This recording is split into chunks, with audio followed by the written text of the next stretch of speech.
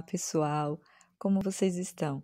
O meu nome é Carla Andrade, eu sou engenheira de pesca e hoje eu vim aqui no Portal da Tilápia convidar você para a gente ter uma boa conversa sobre um tema que está sendo muito difundido ultimamente na área da aquicultura. É o cultivo de tilápias junto com o camarão gigante da Malásia. Esse cultivo ele tem o objetivo de eliminar quase todo o custo da produção de tilápia e, assim, aumentar o lucro do empreendimento, além de facilitar o controle dos parâmetros da qualidade de água para o seu cultivo. Então, fica com a gente e vamos aprender um pouco sobre esse tipo de empreendimento. Primeiramente, é muito importante a gente ter em mãos o nosso planejamento de cultivo. Esse planejamento vai desde a seleção do local até a venda do seu produto final ao cliente. Dentro deste mesmo planejamento, é importante saber que cerca de 90% do custo fixo operacional é destinado à ração para as tilápias. E é justamente aí onde entra a possibilidade de se cultivar também o camarão gigante da Malásia. A espécie mais recomendada de camarão de água doce para criação em cativeiro. Com 5 ou 6 meses de vida, ele alcança o peso de 25 a 30 gramas, que é o ideal para comercialização. Além disso, seu sabor é mais suave quando comparado ao camarão de água salgada. Muitos pesquisadores afirmam que o policultivo com camarões é muito vantajoso, bem como a introdução de alguns peixes denominados, entre aspas, sanitários, como carpas capim, no cultivo de policultivo. No entanto, para uma implementação adequada desse tipo de cultivo em conjunto, precisamos saber quais as exigências das espécies-alvo, no nosso caso, da tilápia e do camarão gigante da Malásia, as condições de terreno ideal, o clima e os parâmetros da qualidade de água para que o cultivo apresente um crescimento e um desenvolvimento satisfatório com a menor taxa de mortalidade possível. De um modo geral, os cultivos assumem uma taxa de mortalidade natural de no máximo 30% do estoque inicial. Em relação ao terreno, em terrenos onde ocorre uma grande quantidade de ferro e alumínio, não é recomendável a construção de viveiros para piscicultura. O terreno argiloso é muito mais vantajoso devido à sua capacidade de impermeabilidade do solo, bem como a quantidade de minerais produzidos por esse terreno auxilia no bom andamento do cultivo. Em relação às condições ambientais, tanto os camarões da Malásia quanto as tilápias são sensíveis a baixas temperaturas. Para os camarões da Malásia, temperaturas abaixo de 15 graus podem ser letais. No caso das tilápias, temperatura abaixo deste valor causa uma baixa na alimentação e no crescimento dos peixes. A água deve ter boa qualidade, com transparência entre 20 a 40 centímetros de profundidade, a dureza deve estar de 20 a 150 mg por litro e o pH entre 7 e 8. Já a declividade do terreno deve ser de 5% no máximo. Para iniciar esse cultivo, devem ser adquiridos os camarões na fase pós-larva, quando cada indivíduo tem cerca de 1 centímetro de comprimento. Nessa fase, eles já estão prontos para criação em tanque de recria. Sugere-se que os viveiros tenham a área entre 250 e 2.000 metros quadrados e profundidade entre 1 metro e 1,5 metro. Já a densidade de estocagem não pode ser muito elevada para não ocorrer canibalismo. No policultivo, devem haver entre 3 e 6 pós-larvas por metro quadrado.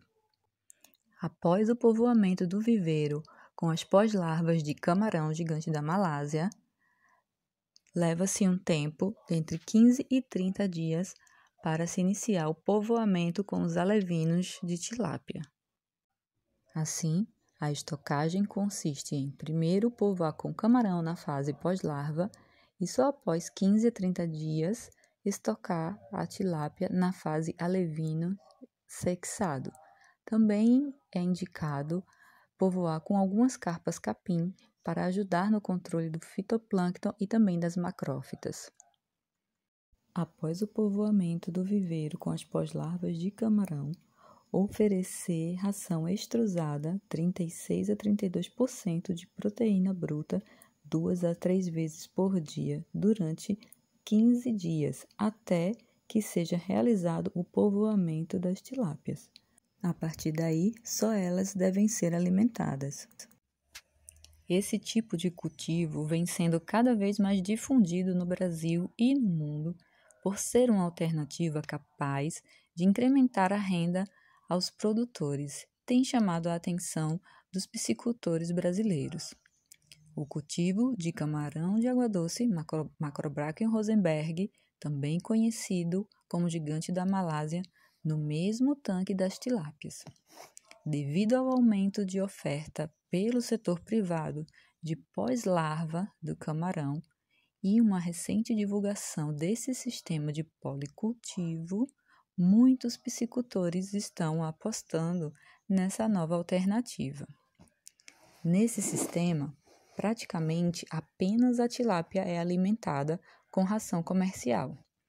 O camarão consome o alimento natural presente no fundo do viveiro devido à adubação proveniente das excretas do peixe ou come os restos da ração direcionada às tilápias.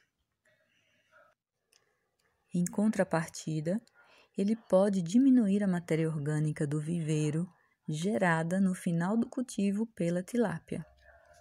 Uma outra vantagem é o custo baixo. O gasto adicional do produtor com esse sistema, em comparação com o monocultivo de tilápia, é praticamente apenas com a compra da pós-larva de camarão. E no final, a produção pode alcançar mais de 500 quilos de camarão por hectare. A despesca das duas espécies é realizada de uma vez só, quando a tilápia atinge o seu tamanho comercial. Nessa fase, o camarão já deve estar com aproximadamente de 25 a 30 gramas de peso. Por exemplo, no norte do Paraná, alguns produtores que já aderiram a esse sistema estão produzindo camarões de até 50 gramas e vendendo o quilo a uma média de 40 a 50 reais na própria fazenda. Os outros efeitos positivos do policultivo ocorrem pelo melhoramento no regime de oxigênio dissolvido. Por exemplo, as carpas e tilápias consomem o excesso de algas, não produzindo a redução do oxigênio, mas diminuem a respiração noturna das algas. As tilápias e os camarões também alimentam-se de detritos do fundo. Isso diminui a quantidade de material a ser decomposto pelas bactérias e também diminui a demanda por oxigênio no viveiro. Alguns outros peixes e também o camarão são coprófagos, alimentam-se de estercos e de outros peixes ou outras espécies de peixe. A tilápia e o camarão de água doce alimentam-se do esterco da carpa capim. Outro fator é a diminuição do poder de competição dos predadores, devido a um aumento na população do viveiro, deprimindo as populações de espécies indesejáveis e menos rústicas. Porém, apesar de termos apresentado todas essas vantagens desse tipo de cultivo, deve-se ter cautela antes de se apostar todas as fichas neste modelo de empreendimento. Por exemplo, em alguns lugares, o preço da pós-larva está muito alto, em torno de R$ 200 a R$ 250 por milheiro, devido a uma alta procura, principalmente de forma sazonal, em se tratando da região sul do Brasil especificamente, já que, nessa região, a época ideal para o povoamento do camarão é entre outubro e novembro. Outro cuidado é que a sobrevivência do camarão ao final do cultivo é um ponto muito crítico a se observar. Também como exemplo, a região sul do Brasil, muitos piscicultores passam o inverno com tilápia no viveiro. Porém, o camarão ele não é tão resistente ao frio quanto a tilápia. Por isso, é recomendado o povoamento e o início da safra e a densidade de tilápia entre 2 a 3 peixes por metro quadrado para se alcançar mais rapidamente o preço de venda e conseguir despescar antes do inverno. Além disso, ao contrário da tilápia, o camarão é muito sensível a baixos níveis de oxigênio na água. Como muitos piscicultores não monitoram esse índice constantemente, pode ocorrer valores letais para os camarões. Além disso, pode ocorrer um desequilíbrio no ambiente, que acaba ocasionando uma competição entre as espécies. Além disso, as despescas podem ser dificultadas quando o produtor desejar retirar somente determinada espécie do viveiro. A comercialização do camarão também não está completamente bem definida em relação ao comprador final. Apesar das dúvidas que cercam o tema, por conta de ser ainda um produto em desenvolvimento, um tipo de cultivo em desenvolvimento, alguns especialistas acreditam que a comercialização em alguns estados poderá ser realizada diretamente nas próprias fazendas ou também em feiras municipais, como já acontece em alguns estados. Para o cultivo, a infraestrutura complementar e também o grau de mecanização necessário vão depender basicamente da estrutura regional disponível, das benfeitorias já existentes na fazenda, da finalidade comercial do projeto, da disponibilidade financeira do empreendimento, da tecnologia que está sendo aplicada no cultivo e também da oferta de mão de obra. O volume da produção e a localização do empreendimento irão determinar a necessidade e ou a conveniência de uma fábrica de ração própria, de uma unidade de beneficiamento ou até mesmo de um laboratório de larvicultura. No entanto, em relação à larvicultura de camarão, embora ela possa ser conduzida por pequenos produtores, recomenda-se aos iniciantes a compra de pós-larvas de laboratórios comerciais para que os primeiros povoamentos dos viveiros de recria sejam bem-sucedidos. Já em relação à preparação dos viveiros, é fato comprovado que a máxima produtividade de um viveiro é obtida quando o pH da água está entre os valores 7 e 8. Caso o pH esteja abaixo dessa faixa, um pouco ácido, é preciso corrigir essa acidez com calcário dolomítico, rico em cálcio e magnésio e também íons essenciais para o desenvolvimento do bentos, ou seja, a comunidade de organismos associados ao solo. As aplicações deverão seguir as seguintes proporções de acordo com a tabela. Essa tabela nos mostra algumas opções de correção de pH em viveiros para cultivo de peixes e camarão, no caso do ideal, para que o pH esteja entre 6 a 7, devemos adicionar calcário agrícola na proporção de 100 gramas por metro quadrado, cal hidratada na proporção 75 gramas por metro quadrado e cal virgem na proporção 55 gramas por metro quadrado. Já em relação ao fundo do viveiro, este deve ser bem nivelado e compactado, a fim de maximizar a retenção de água e facilitar a despesca, com a inclinação de 5% em direção ao escoamento, para permitir a drenagem por ocasião de uma despesca total. O fundo deve ser afunilado da parte mais alta para a parte mais baixa do terreno, em forma trapezoidal. O sistema de abastecimento ou tomada de água pode ser feito com um simples canal escavado no solo a céu aberto ou construído em alvenaria, cano de PVC e etc. A ponta do cano ou saída de água para encher o tanque deve estar situada a 30 centímetros de altura, no mínimo, acima do nível da água, para aumentar a aeração do viveiro. Com esses cuidados, podemos iniciar o nosso cultivo da maneira como falamos anteriormente. No final do cultivo, ao chegar aos 6 meses, a despesca deve ser realizada de maneira total. Após a despesca, em relação aos camarões, é feita a lavagem em solução de cloro diluída em 5 mg por litro de água limpa.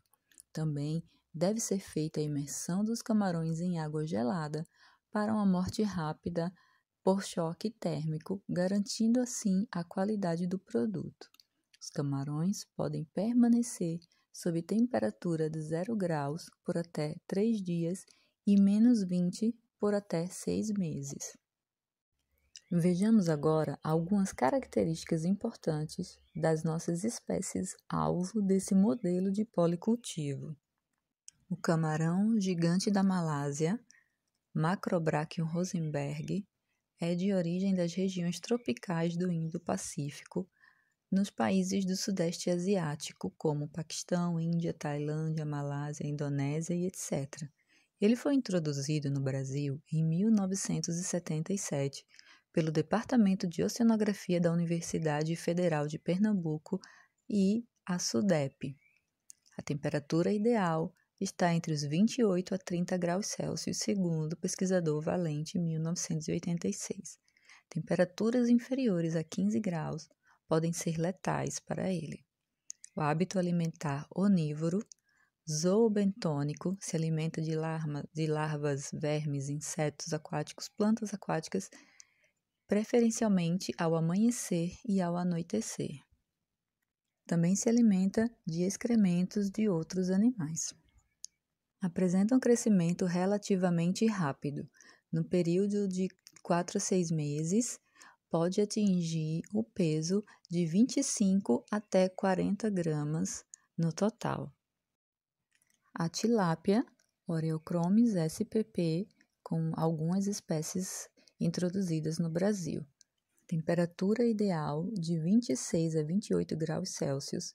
Temperaturas inferiores a 15 graus e superiores a 32 graus, ela se alimenta muito pouco e não se reproduz.